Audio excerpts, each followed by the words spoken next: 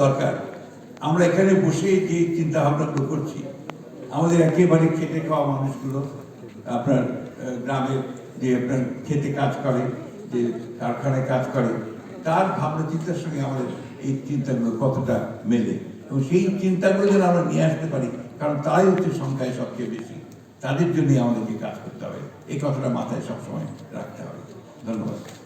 তারও বললেন যে উত্তরণকালীন পরিস্থিতিতে যে চ্যালেঞ্জগুলো হবে এবং সরকার সেগুলি কি করবে, সেই ক্ষেত্রে মির্জা সাহেব স্মরণ করিয়ে দিলেন যে যে মানুষটা পরিশ্রম চিন্তাটার ক্ষেত্রে তাদের কথাটাও চিন্তা রেখেই কিন্তু যে পিছনে করে থাকবে না তা রাখার জন্যই আলোচনা, বৈষম্যের বিরুদ্ধে আলোচনা।